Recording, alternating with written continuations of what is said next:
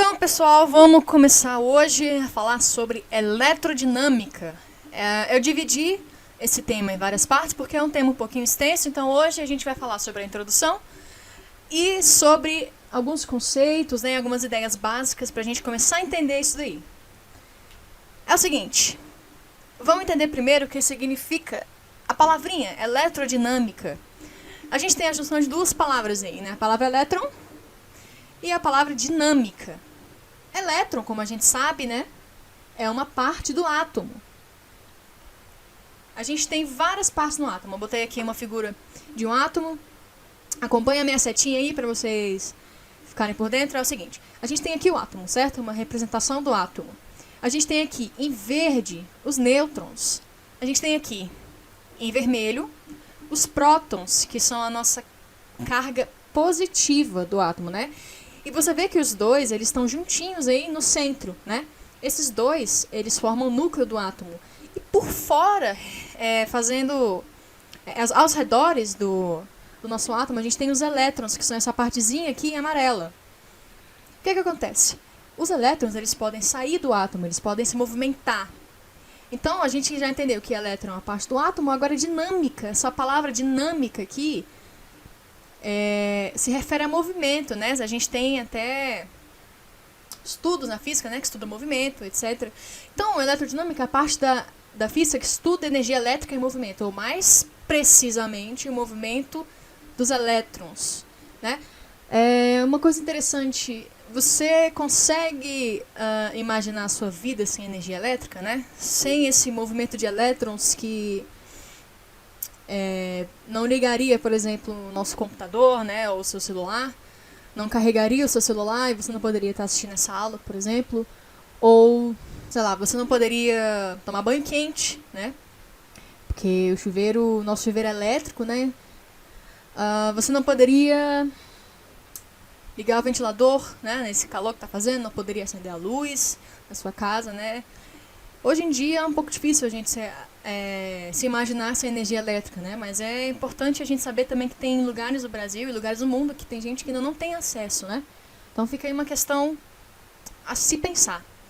Outra coisa importante pra gente saber e pra gente reforçar, né? Pra gente salientar é o seguinte.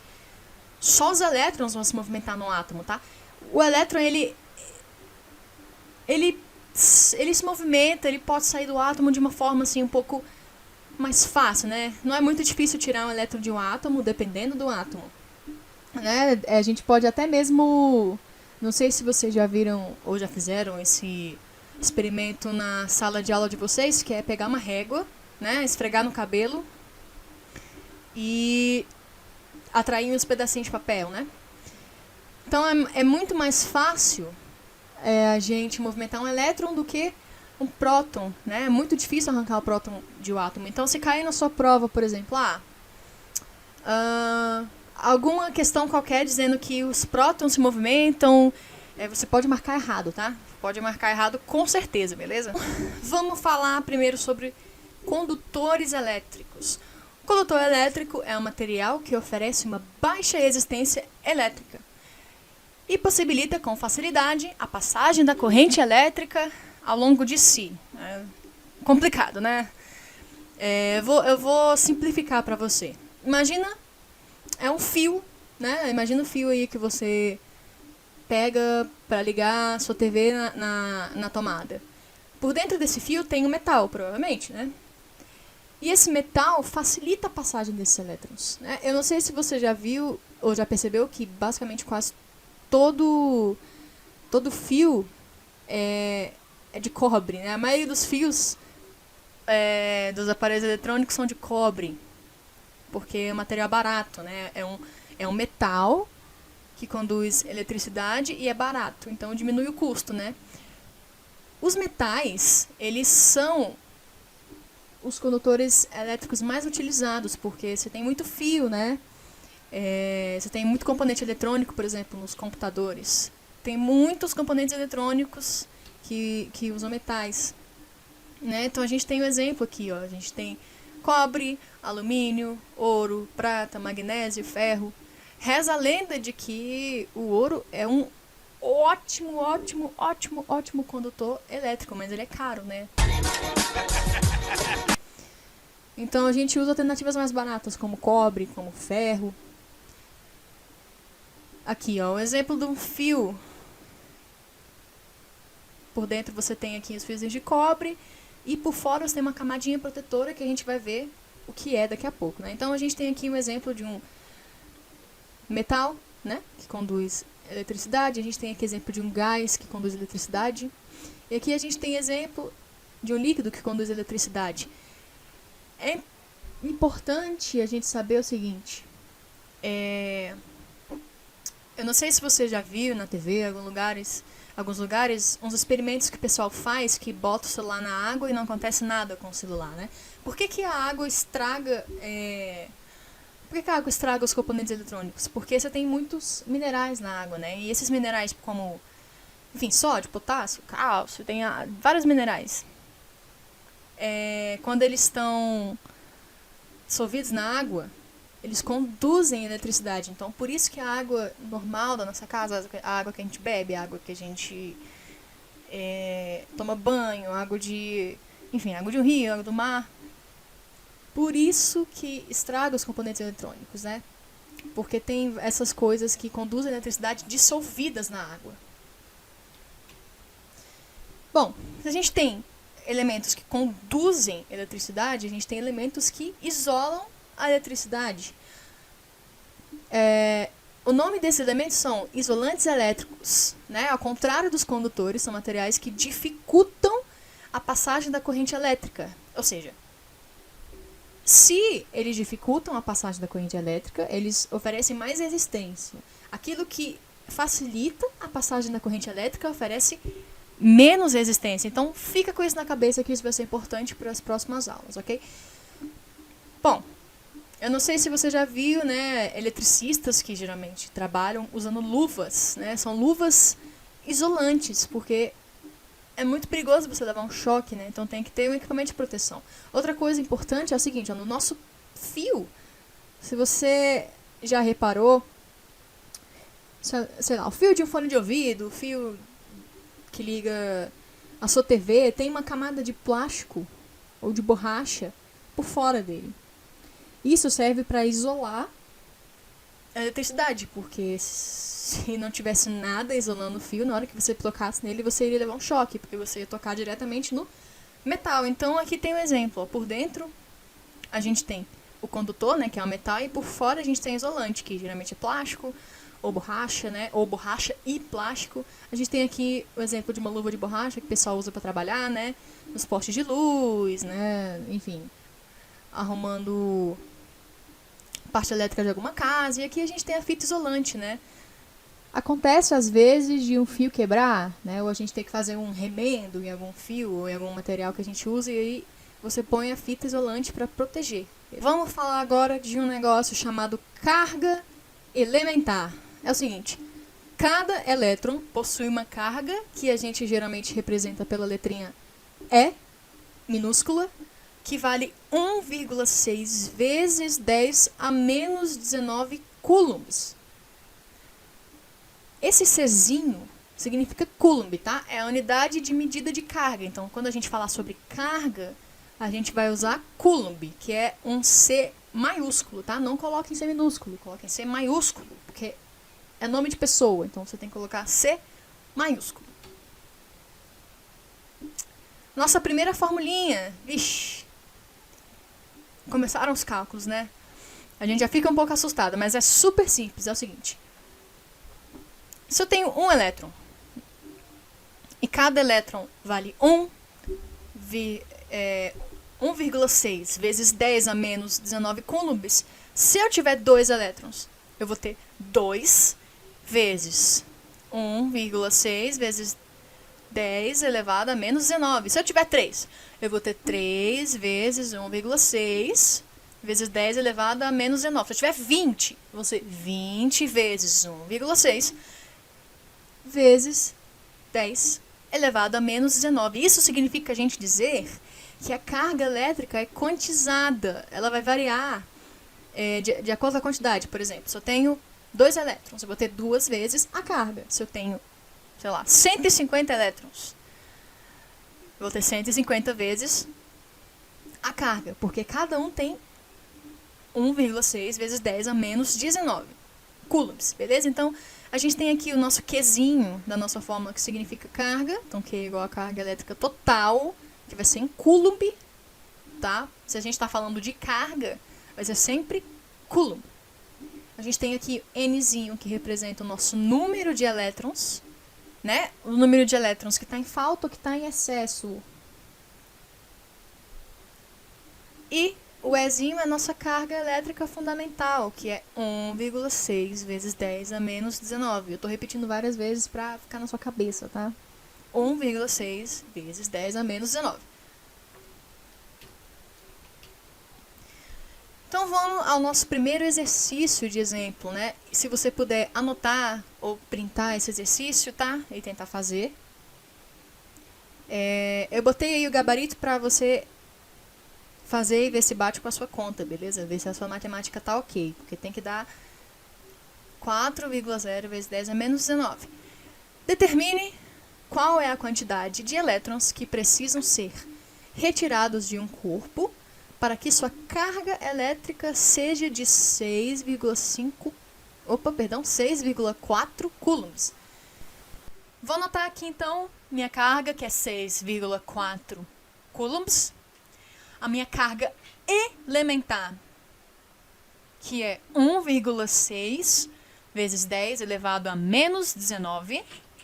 E a minha fórmula, que é Q igual a N vezes E. O que a gente tem que fazer agora é substituir os valores na nossa fórmula.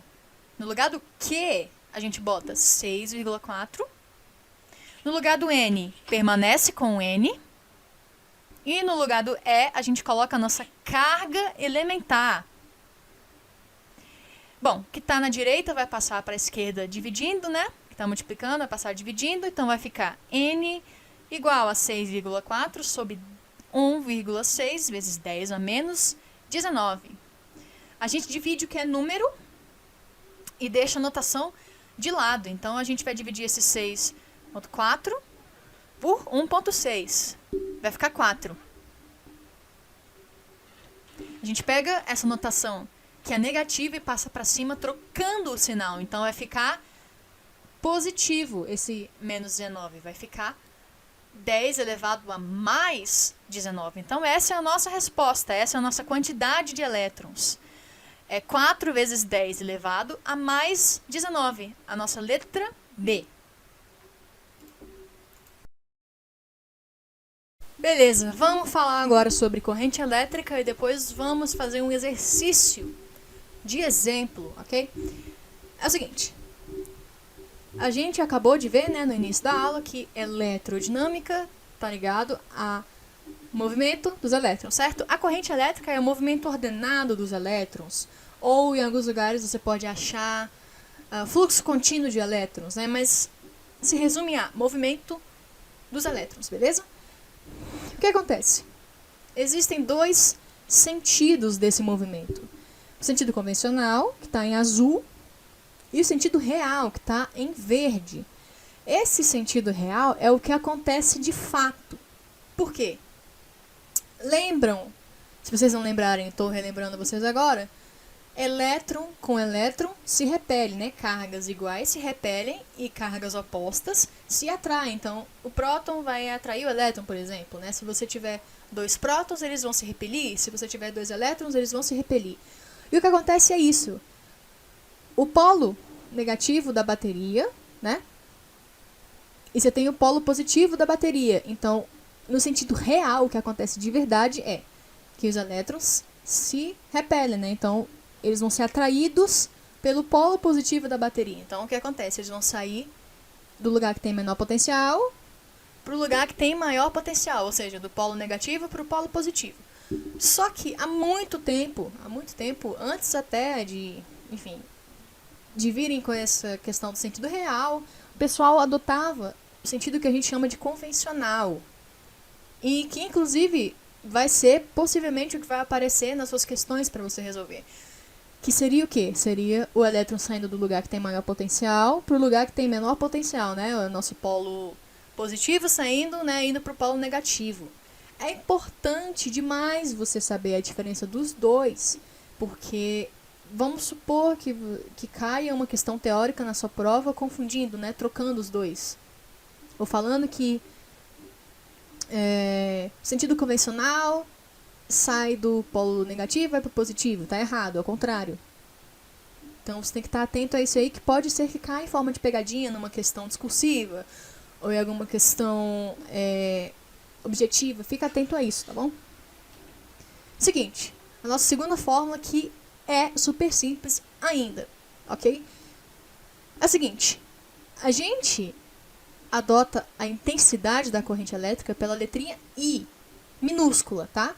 E a unidade de medida é uma unidade chamada ampere, que a gente representa pela letra A maiúscula, tá?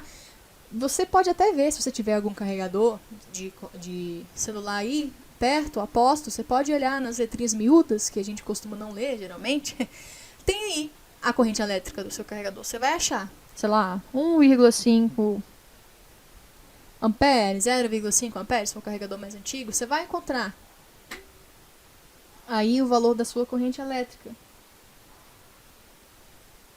Pode ser 2,4, 2,0, enfim, depende do carregador. Por isso que é importante você não ficar trocando de carregador o tempo todo, né? Seu carregador vem numa corrente específica, você pega e troca de carregador com uma corrente... Enfim, não é muito legal ficar trocando de carregador por causa disso. Cada carregador tem sua corrente específica. Beleza. O que é a nossa carga elétrica? Lembra que a gente tinha visto aqui, ó? Aqui, ó, carga. Então, a carga vai ser importante aqui também. A gente vai botar a nossa carga aqui em Coulomb. E o Tzinho é o intervalo de tempo. Então, basicamente é o seguinte. Vamos supor que eu tive uma carga